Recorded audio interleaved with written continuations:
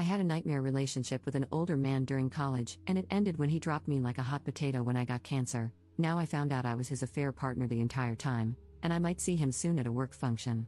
Posted by you/Captain Gazpacho.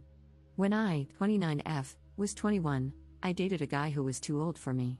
Kevin, 45M, was 37 at the time and an older student in my university program. I'd just gotten out of a bad relationship and thought Kevin was great. Of course, there were red flags everywhere, but I was so naive back then that I didn't question any of it. Kevin and I dated for 6 months. He quickly told me he loved me and asked me, pretty aggressively, to move to his home city after graduation. Great, right? Still ignoring the red flags. In my last semester, I was diagnosed with cancer, and my world fell apart. The day I got my diagnosis, Kevin made out with another woman at a party in front of me. I left in tears. That night, he broke up with me via email, saying we weren't a good fit anymore because of my impending medical emergency. He admitted he was only with me out of pity after my previous abusive relationship and added that all our friends thought I was annoying and no one liked me. I felt like I'd been punched in the gut. My memories of that week are a blur.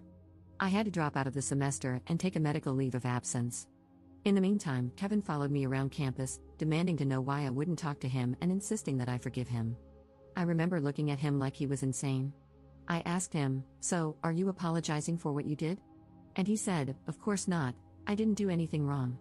It's not fair that you're angry at me like this." I told him to go to hell and focused on getting my paperwork squared away and moving back home for chemo. That period of my life was a nightmare, and I don't like thinking about it. I became suicidal and was diagnosed with depression, so I started seeing a psychiatrist while undergoing chemo.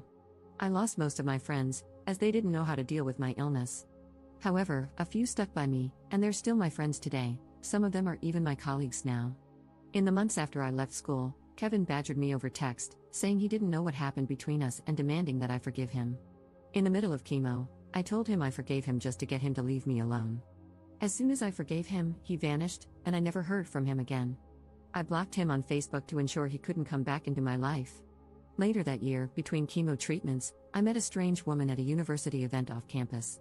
I'd never seen her before and had no idea who she was. During dinner with a group of students and alumni, she talked about her fiancé. Can you guess who it was? Kevin, of course. I was confused because we'd only dated for a few months, which seemed too short to know someone before getting engaged. But when I asked how long they'd been together, she said something crazy like 3 years. I was in total shock, realizing Kevin had been having an affair with me and that our entire relationship was a lie. I left in a daze and cried in the parking lot. In hindsight, I should have warned her, but at the time, I was in shock, sick, and not interested in starting drama at a table full of strangers. I was also exhausted. Later, I thought about finding her on Facebook, but I didn't know her name and worried that saying something would invite more harassment from Kevin, so I let it go. The good news is that I'm still here and happily in remission. 2 years after leaving school, I finally felt human again and went back to finish my degree. By then, I was doing really well. I made new friends, completed therapy, and started my career. Life is totally different now. I'm well known in my field and have even been invited back to my university as a guest of honor. My professors want me to speak to students, and I'll have a chance to network with visiting alumni who are big names in my industry. It's an amazing opportunity, and I was really looking forward to it. The only problem is that Kevin is on the guest list, along with a woman who shares his last name, presumably his wife. When I saw their names, my heart sank. The guest list is small, with maybe 50 alumni, so we're bound to run into each other. I can't skip the event because it's important, and I already promised I'd be there. Plus, I don't want to avoid things out of fear of running into someone like him. How do I handle seeing Kevin again? Should I treat him like a stranger? What if he tries to hug me like we're old friends? That's something he would do. I also have no idea if I should say anything to his wife. I don't want to reopen this can of worms from my past. I'm losing sleep over this and don't know what to do. Commenter. You don't give him any attention, and you certainly don't approach the girlfriend, even though you'd like to share a few things. Ops response. The idea of approaching his wife gives me hives. The last thing I want to do is open this Pandora's box. I feel bad for her, though.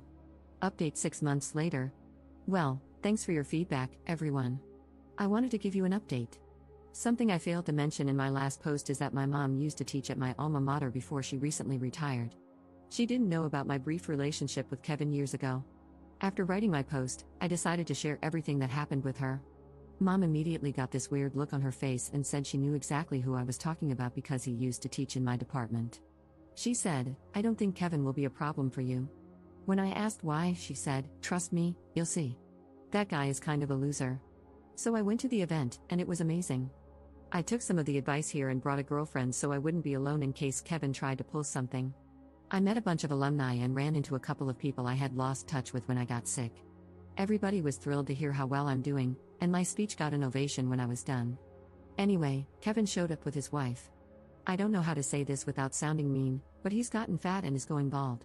I was surprised at how old he looked until someone told me he's almost 50 now, which means he lied to me when we were dating and said he was younger than he really was. Also, I heard from old classmates that Kevin is still studying for his degree and working nights as a security guard now. Kevin was the only person at the event who avoided me. Like, it was obvious. I thought he was going to avoid me all night until I accidentally found myself alone for 30 seconds, which is when he nervously approached me to congratulate me. I smiled, said thanks, and kept moving. He tried cracking a dumb joke to me later, but I just ignored him, which seemed to frustrate him. Overall, I just spent the night focused on the people around me and forgot he existed. Interestingly, he managed to repeatedly piss off a bunch of people, including his wife and one of the deans, throughout the night with stupid comments. It got so bad that people started a running joke about what an insensitive moron Kevin was. I'm so glad I went and didn't allow one jerk from my past to make me hide. I had a great time and was surprised at how unafraid I felt when I saw Kevin again.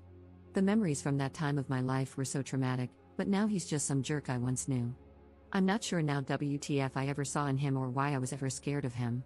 Oh, and by the way, I recently started a great new job that came with a big raise, which means I'll have my student loans paid off this year, so life is good. Thanks for your help, Reddit. Edit. Wow, the comments got locked fast. 2 things I wanted to add. 1. An acquaintance recently told me that Kevin and his now wife were apparently in an open relationship for a long time, including while he and I were together, and that she closed the relationship a few years ago because she got annoyed. I can only imagine the shenanigans. I feel better knowing he didn't cheat on her, even though he still cheated on me, and, of course, he didn't tell me about his wife at all. Whatever, though. 2. My favorite part of the evening, I blocked Kevin on Facebook years ago, so he's had no updates on my life, including the fact that I go by my birth name now. In college, everybody called me by a nickname, but no one's used it in years. So all night, he kept calling me by this super old nickname. People kept looking at him like he was crazy and asking, "Why are you calling her that?"